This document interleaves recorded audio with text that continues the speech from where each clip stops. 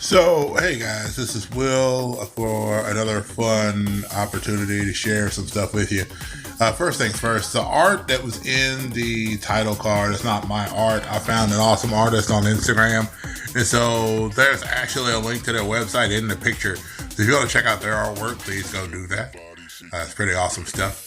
So first thing I want to kind of talk about, I've joined Skillshare, and so I was taking a class in custom anatomy, but also in shape language. And so, whereas the She-Hulk in the past has had more of an hourglass figure type body build, in her more recent endeavor, she has gone through a major metamorphosis. And so she's began to have a lot more of a physical bodybuilder's body type. So with most bodybuilder types, you're going to normally draw in squares or blocks. And so with this picture, I really wanted to kind of demonstrate shape language and how it works, because different shapes convey different things. For example, if you have a round personality, if you have somebody that's in a shape of a circle, then they tend to be somebody who's usually considered trustworthy. A lot of children are drawn in circles. A lot of times when we first start learning how to draw, we start drawing heads and things like that out of circles primarily. And so that's how shape language works. And then you go from circles to squares. And so for squares, it's more of a person who is stable and somebody who's usually more immovable. And so in this case, with this particular picture, I really wanted to work on that idea of the She-Hulk as she is now. Now I hear that there is another possible physical change that's going to occur to the She-Hulk soon. And it's still going to be a lot more like this, but it's going to be different. So I don't know. Excuse me. I don't know that I'm a big fan of this version of She-Hulk. When I was growing up, you had a very tall Amazonian looking She-Hulk that had a very hourglass type figure, more like the original picture at the beginning of the actual video, and so in the title card. And so, but now, to see her kind of, I'm not even gonna say Chyna. I think her body build's a lot different than even Chyna from WWE. For those who may remember Chyna, she was considered the eighth wonder of the world. And she has a very big, blocky physical build.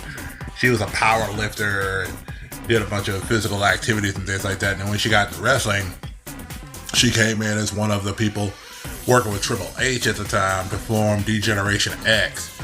And so Chyna had a very big, blocky build. The big broad shoulders, the kind of square neck. She didn't have a whole lot of personality in her face. And everything. She's just very stoic.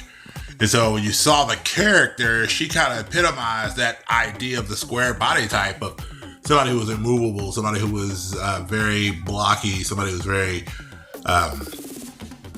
very big and could just pick up most women and just hurl them out of the rings and stuff like that pretty easily. And I feel like the She-Hulk kind of definitely has that same body type, but she's a lot bigger. To compare her to another body type, you look at somebody like, say, a Brock Lesnar. Brock Lesnar is one of those individuals that when you look at his body, it's very block style body type. His chest is very, some would consider his chest a barrel chest. And he has a very blocky neck formation where his neck, it almost kind of fuses into his head when you see it connect. And so it's pretty interesting how it works. Other examples of like a block body style, when you look at bigger people, for example, it's like a Mark Henry. Mark Henry almost has a very block rectangular body shape. And so the idea with women who have that, and I know recently there's been some controversy with, I believe it's The Last of Us 2, where one of the characters in it, one of the female characters, has a very big bodybuilder body type. And so, everybody has their opinions on that, but it does exist. And that's the thing about it. And so with this version of the She-Hulk that we're getting now, her body type is a realistic body type that a woman can have. Of course, I think the first part of that body type for her would be you have to be tall enough to pull it off. Because she's not just a big woman, she's tall in a lot of ways. She's almost on the height of her cousin. I believe her cousin's a little bit bigger than her now, since the Hulk is now considered the Immortal Hulk. And so I think that change is going to involve that whole immortal idea for her somehow or another. I'm not for sure how it's going to work. I haven't picked up a Marvel comic in a while. Most of the comics I've been reading lately have been indie comic types and things like that. Like I picked up Bitterroot, I've picked up Xenomorphic Verses, and I will get into the Xenomorphic Verses later, believe me.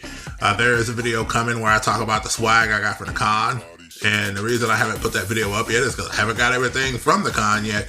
I just won 2 more things on the eBay auction that I will be showing off once they arrive. So that'll kind of be the end of wave 1. There's another smaller wave of stuff that I'm getting, but it's just taking longer to get to it.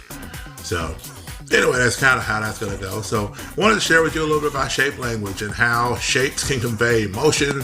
Shapes can convey the attitude of the person that you're drawing. So when you draw characters, consider switching it up a little bit. You know, like I said, a lot of people are taught how to draw with circles, and that's great and it's needed. But understand that when you draw with circles all the time, all your characters can begin to look very similar. And so I was fortunate to really be able to learn this through this class on Skillshare. And notice this isn't a sponsored video at all. I'm not getting anything from that.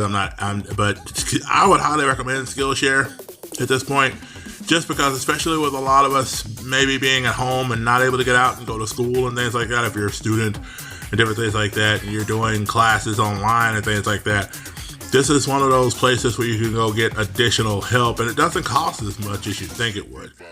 But they have some really cool class options for different things that you can do and learn, and you learn at your own pace. I mean, you can pick up and start the classes and then stop the classes when you need to. I went into the character design, and I'll be doing some other classes in the near future, trying to, help to do my self-publishing better and other things like that, because I believe that we all can be students. So I hope that you'll take that challenge with me. By the way, I will link a video in this video, first of all, for the latest episode of Conversations About ... that dropped. And then also I will leave a link to a video where I am involved in a contest with the piping artist Steph and the piping artist Skip. And that contest will go on through September the 8th, which is my birthday, by the way. So basically, we're trying to get more subscribers to the channel and things like that. So that's how that contest is going. So I hope you all will go check out those videos and support them as well. If they're willing to do a contest with me in it. And Stephanie does a really cool interview with me as well. So that's really awesome.